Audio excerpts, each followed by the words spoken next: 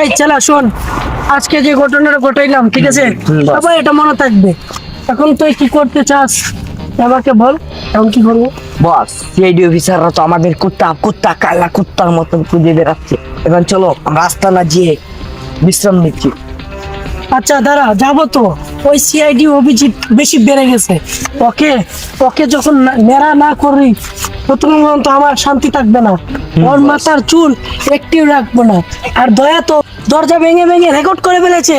ও বেশি বাহাদুরি করছে না ওর গলায় বস, আমি বলি ওর গলায় যতদিন দড়ি না গড়িয়ে ঘুরাবো ততদিন পর্যন্ত আমি শান্তি পাবো না। চলেন বস, আমাদের ডেরায় যাই। তুই ঠিকই বলেছিস। এ দাঁড়া শুন, ওর কাছে আছে না টাকা বেশি ছিল।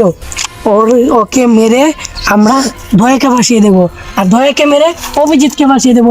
আর মাঝখানে প্রদ্যমান কি করবে? হাসবার বলবে অভিজিৎ এখানে একটা টুইস্ট আছে, কিন্তু কিছুই পারবে না।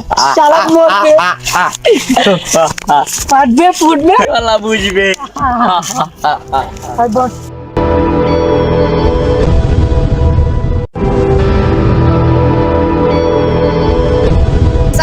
অভিজিৎকে কিন্তু ওরা গুলি করে হাসপাতালে পাঠিয়ে দিয়েছে। ওরা কিন্তু বেশি বেড়ে গেছে, আমাদের ওরা কি গুলি করে হাসপাতালে পেটাতে হবে। হ্যাঁ অবশ্যই, ওদেরকে আমরা আক্রমণ করব, কারণ ওরা আমাদের অনেককেই অনেক ক্ষতি করেছে। ঠিক বলেছেন স্যার, ওদের ডেরায় যাবো আজকে আমরা, ওদেরকে হাসপাতালে পাঠাবো। আক্রমণ করব।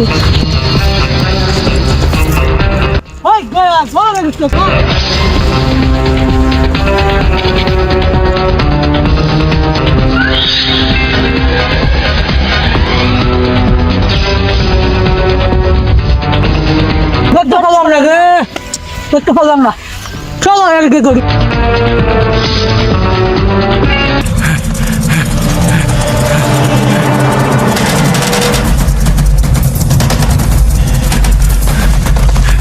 আমি যেটা বলছি এটাই হইতে হইব, নাহলে চলবে না। সিআইডি ডেরায় আক্রমণ করেছে। আরে কি বলিস তুই? বলিস? আচ্ছা চল। আচ্ছা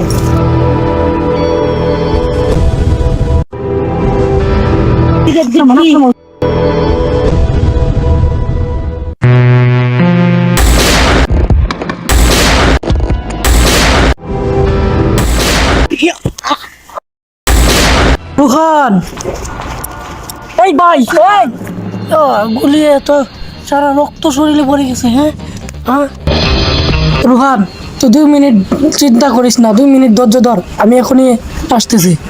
ভাই